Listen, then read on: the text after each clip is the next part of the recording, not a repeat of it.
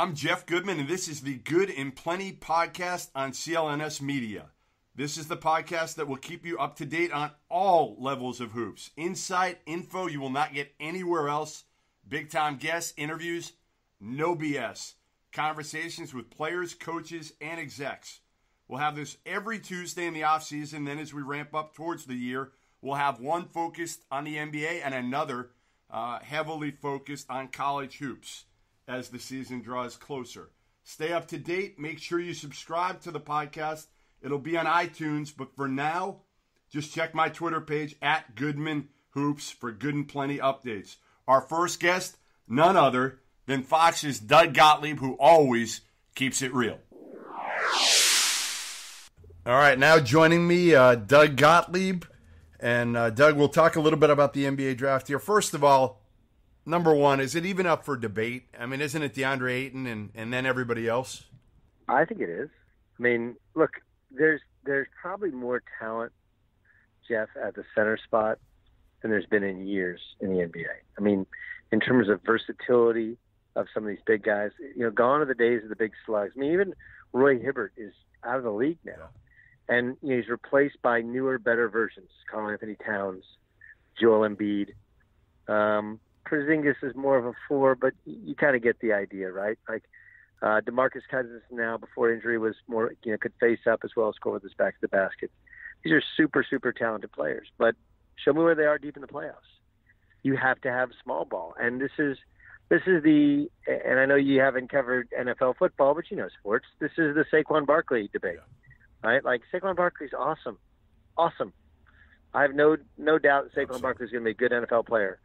But you've seen teams be successful in the NBA with small ball centers, with just, pick and roll the rim guys, and with a step-out guy. 3 different kind of options and varieties. Just like in the NFL, how many teams will you see successful with guys that share the load? You got a third down back. You got two first and second down backs, and versatility and saving money at the position. Spend your money elsewhere. And so then I look at Marvin Bagley, and I think, wait a second, Bagley's younger. Bagley's hasn't been a very good defensive player, but it's not like DeAndre Ayton's a great defensive player. It's not like he's a true rim protector. No, he's a really talented kid, but he scores in the low post, which is of very little value in the NBA. He can face up and shoot, but that's not the best thing that he does. And, he's a good defensive low post player, but he's not great. Whereas I just think Bagley brings so much more versatility scoring inside and out. I do think he'll have the ability to stretch his range. If he becomes Chris Bosh with a little bit better handle, I think that's actually a safer pick than an Ayton, who could be kind of useless in big key situations. All right, so it sounds like you're telling me you could make a case. You are making a case maybe for Bagley over Ayton. No? Yes. Okay. All right. I think you're nuts, but I'll go with it. Only because I think Ayton is a freak in terms of what he can do, and he's just started to scratch the surface of understanding how to play hard. Like, he didn't play hard before. Sean Miller started to get that out of him, and I still think he's got a long way to go. Bagley plays hard in the offensive end, but I'm just worried. I'm worried that Bagley's going to be a guy, he does most of his damage down low, and he's not going to be able to do that at the next level with his body build. Yeah, no, look, I'm with you. I actually think he has a lot more face-up game in him than was used at Duke. I mean, look, I like Wendell Carter as well, who I think can shoot the ball and defend the rim. In many ways, I think he has a chance to have as good a career as Ayton, even if he's not where Ayton is now. Because, look at what does he do? He can pass, he can shoot, he's not a great shooter, but he can shoot facing up, and he's a better rim protector. Like, that's what NBA bigs have to be now. I talked to the NBA coach the other day, and he was like, look, we have a good back-to-the-basket big. He's completely useless. Completely useless. Well, look at Okafor. He wants the ball down low. Look at Okafor. He can't even stay in the league, barely. Yeah. And Okafor is basically Elton Brand. Yeah. So it's really interesting. And then, you have a Doncic who I don't think no matter how much you want to tweet about how athletic he is, like, look, we can see he's not a great athlete. No. He's a really good ball player. I think he's a pretty safe pick as well. I think he's a lot of safety there. I get Ayton looks the part. I'm telling you, there's a lot of Saquon Barkley there. Saquon Barkley was a freak of nature. Saquon Barkley is a plug-and-play starting running back in the NFL.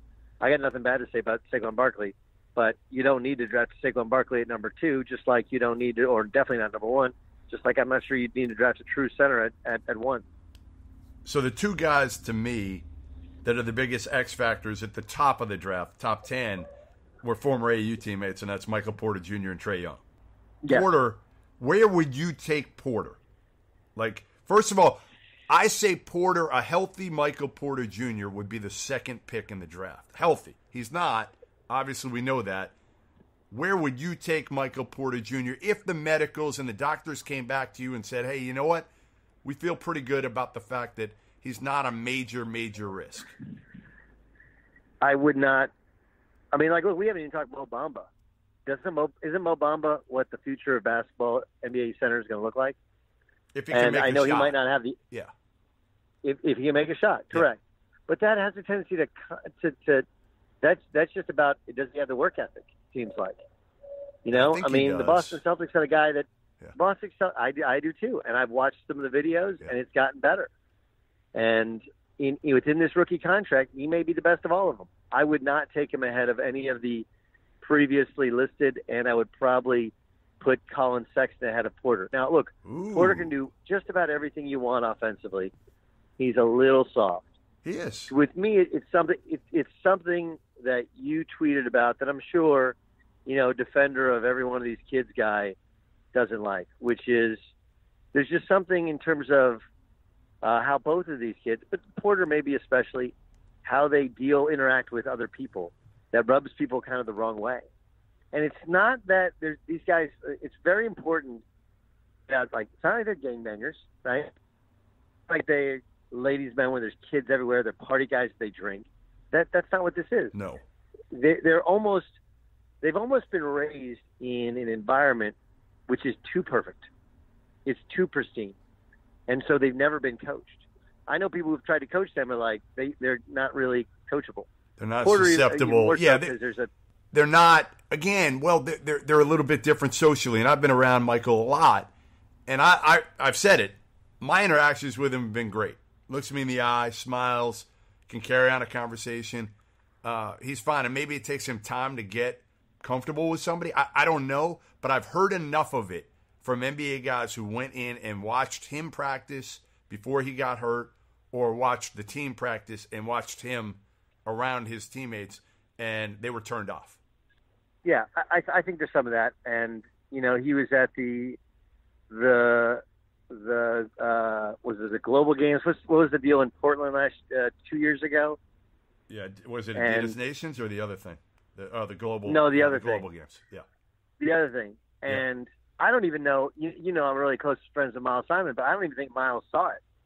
I think Miles was coaching, and I had a buddy who was sitting behind the bench, and he did a couple bad shots, and Miles took him out. It was like, 7-8 minutes to go in the game, and I don't think he's ever been pulled before. And Miles has a great sideline demeanor, and he didn't say anything to the kid, and the kid said something to him and avoided giving him a high five. And I mean, it's just like, wait, what? Like, what are you doing? And they play better without him. So I'm not sure he's ever been coached. He definitely doesn't bring any effort defensively. And then you can't say Michael Porter Jr. and not bring up the injury. Right. But I do think that the personality quirks, like, look, his dad is a wonderful man. And this is a lot like Trae Young. Like, these guys aren't bad guys. Nope. But sometimes in an effort to raise our kids in this kind of perfect upbringing, we fail to let them, interact with kids, do sleepovers, be a normal kid. And so they got to be able to hang out around the guys, especially when you're a rookie in the league and, you think you're going to set the league on fire. And, there were two real rookies that did that this year. There's a bunch of other rookies that play in the G League. The league is hard, man. There's a ton of talent, and they're all going to be coming for the big-name young kids. So I do think there's something missing there with both of them. Porter's a little bit – they're a little bit different, but there's some similarities in that it's going to be a tougher deal than people are letting on. Trae Young, is he a starting point guard for a non-playoff team, or can he be more than that in his NBA career?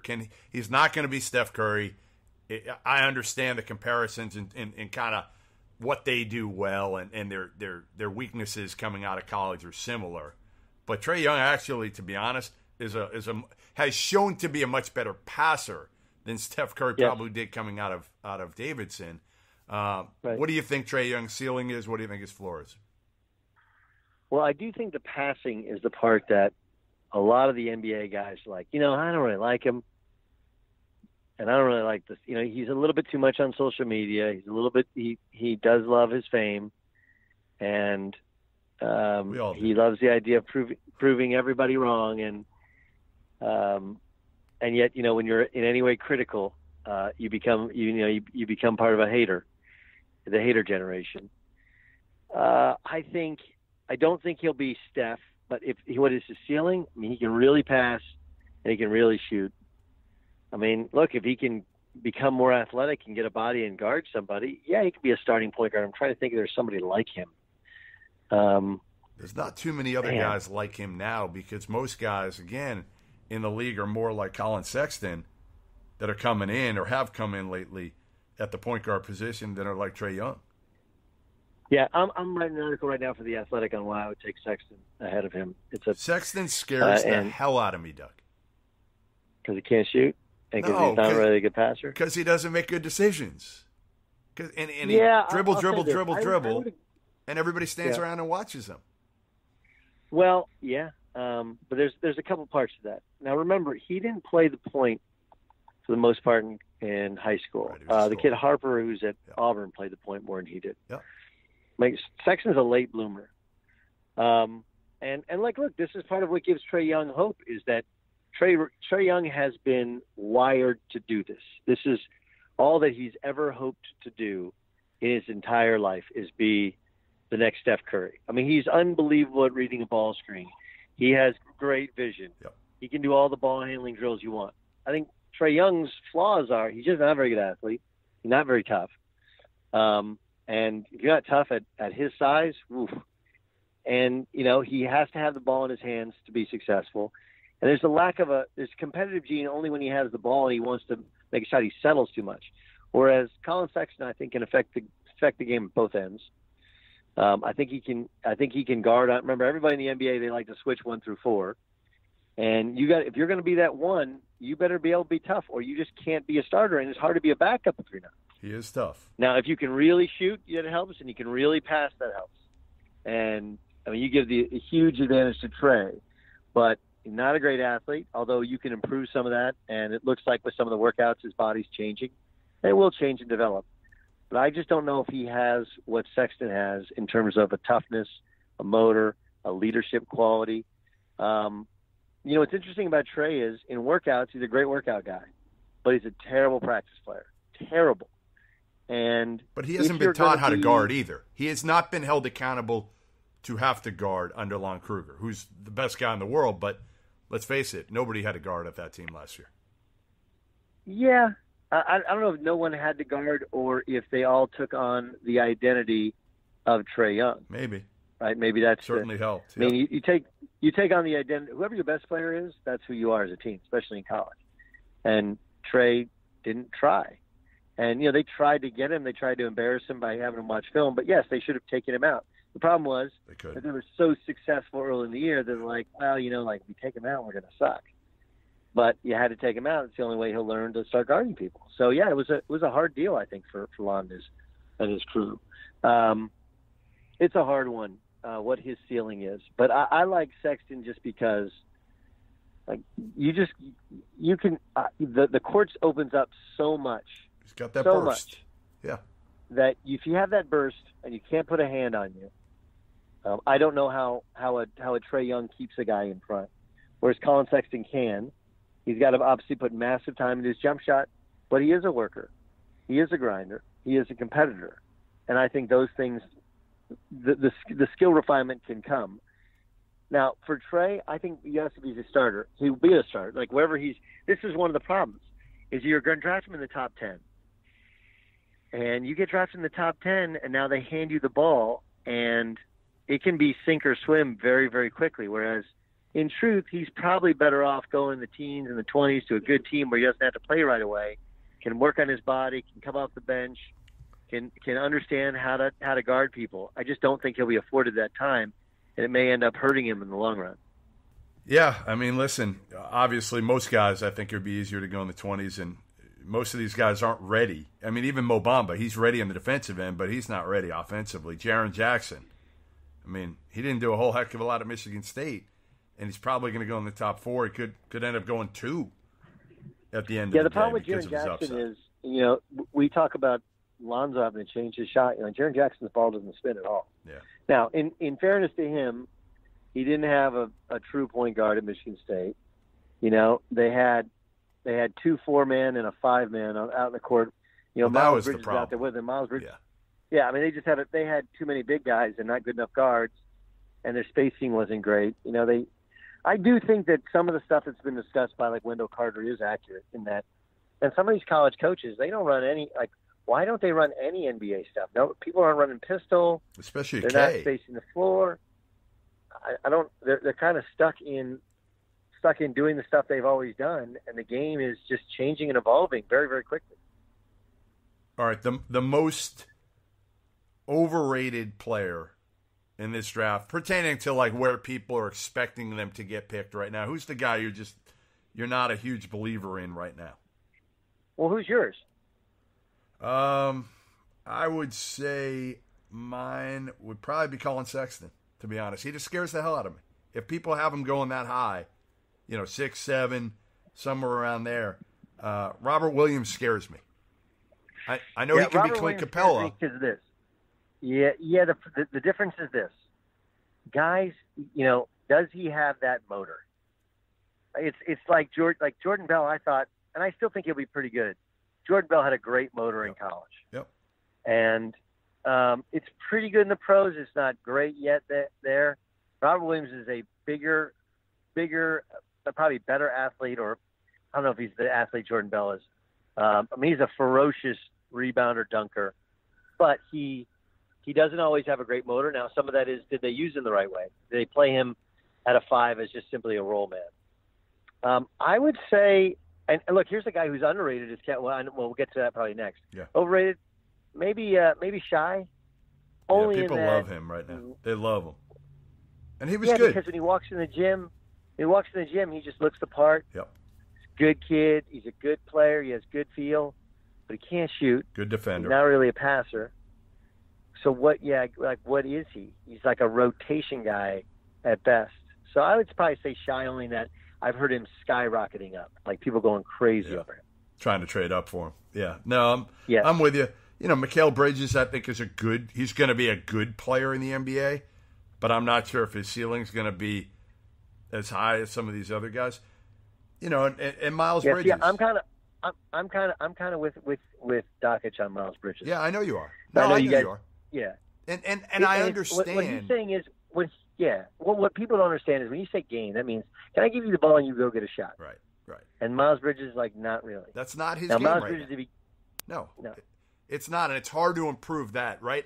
I mean, the easiest thing to improve in the NBA is what? The ability to shoot the ball. Shoot. The hardest thing, from what all the NBA guys tell me, is your handle. Right? Either you have it or you don't. Some guys just don't have great hands. Some guys don't have great loose hips. And some guys, I think your handle itself you can improve on, but can you put it all together? I guess, can you put it all together to get by guys and be able to drive by guys with the combination of everything? Yeah, I also just think a lot of it's feel, that some guys work on their handle, work on their game, and then they get into a game and they decide what they're going to do before they ever get the ball, before they ever look at the defense, Yeah. And it's really – and look, what the other part that's hard is guys don't play 5-on-5 anymore. They all do workouts. That's all they do in the off season. It keeps you away from injury. They feel like they can refine their skill. But if you don't have great feel, it's hard to develop feel. And some of these guys are trying to develop at different positions against bigger competition, and their bodies are changing. I think it's really hard. So I think Bridges is a decent pick, only in that, reputation and body alone are probably going to get drafted 5 spots ahead of where he should. The guy who I've loved since I first saw him at BC, and now everybody's starting to jump on the train, is Jerome Robinson. Who's that guy for you? I like Knox. I like Knox at Kentucky. He fits. He's a little, he's a little thick, and that could go either way. But, if his work ethic's there and he changes his body, I think he can play. He's a multiple position offensive player, multiple position defensive player.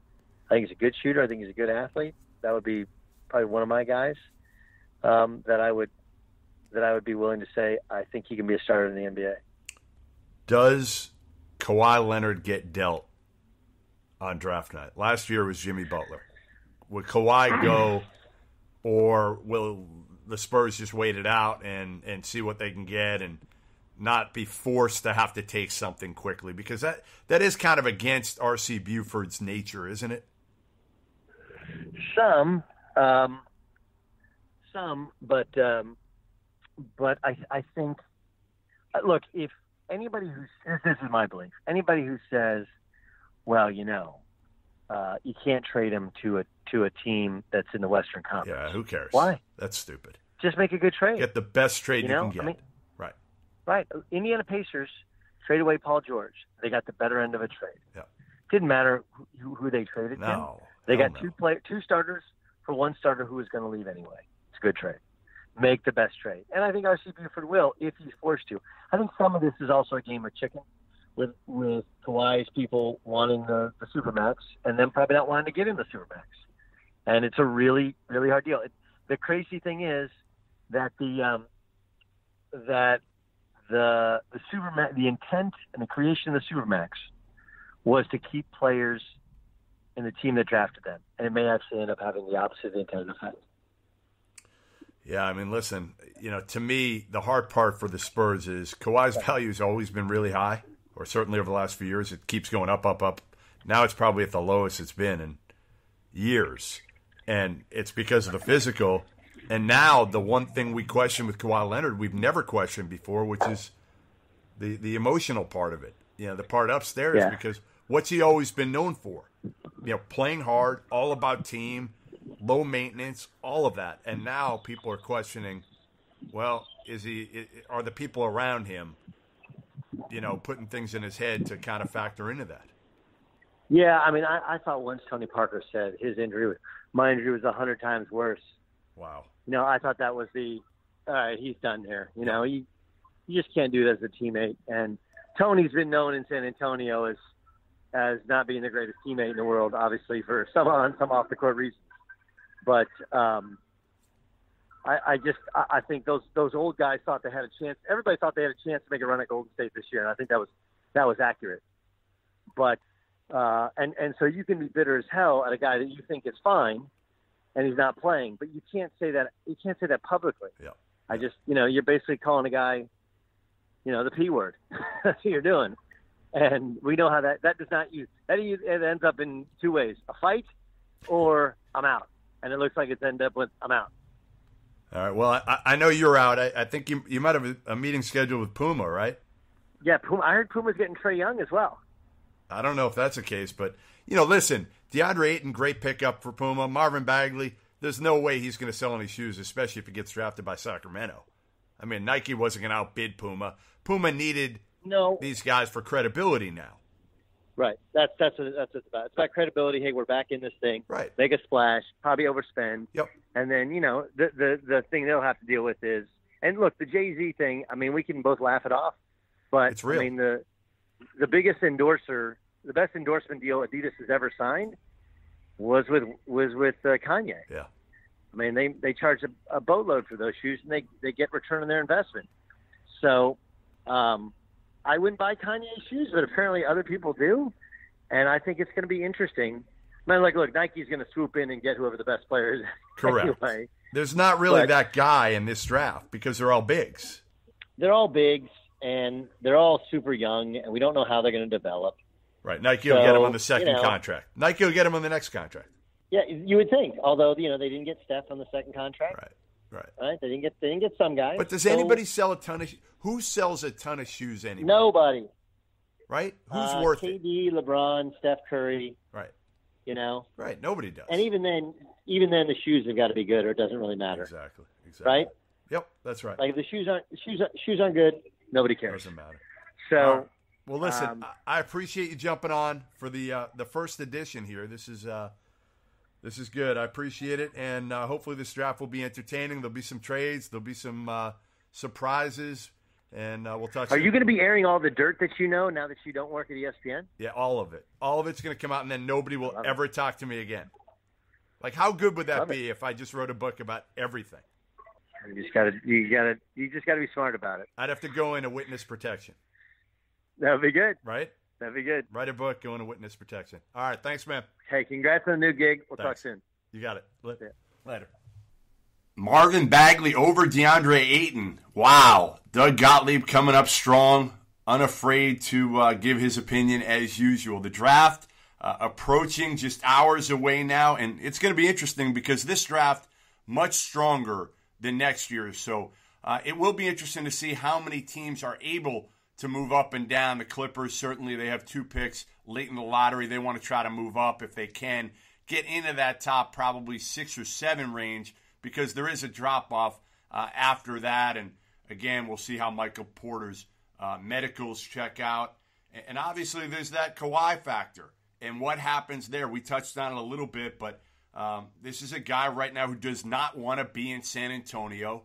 And do the Spurs, does R.C. Buford and Greg Popovich, do they make a move now so they can get some assets to start helping them immediately?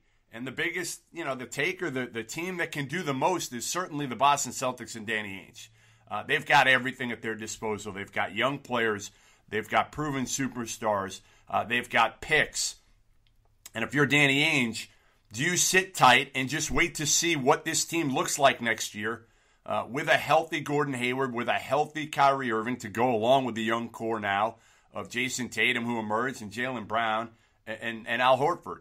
And that's a pretty strong starting 5. And then you've got a good, backup, second unit with Terry Rozier, who emerged, Marcus Morris. See what you do with Marcus Smart.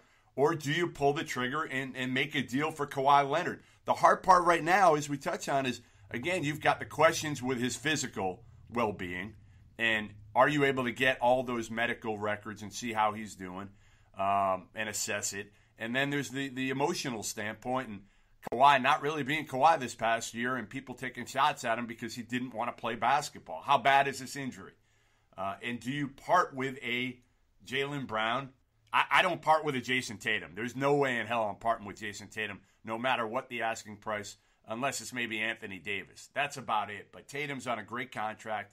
I think he's going to be one of the best 10 NBA offensive players in the NBA in a couple years. I would do Jaylen Brown and the Sacramento pick for Kawhi Leonard in a heartbeat. I would. I know the money doesn't match. You're going to have to throw in a lot more. You're going to have to throw in Marcus Morris, probably Marcus Smart, re-sign him and deal him. But I would do that. I would do Morris, Smart, Jaylen Brown, and the Sacramento pick for Kawhi Leonard, as long as, again, you can get enough medical info and also make sure that he will sign beyond the year.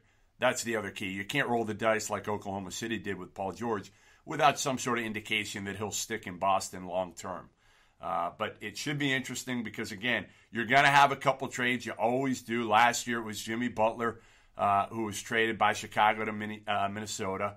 And this year it certainly could be Kawhi, or we're going to see some other name. Because, again, these draft picks have value this year. Next year's draft, not really heavy at the top. You got some good players.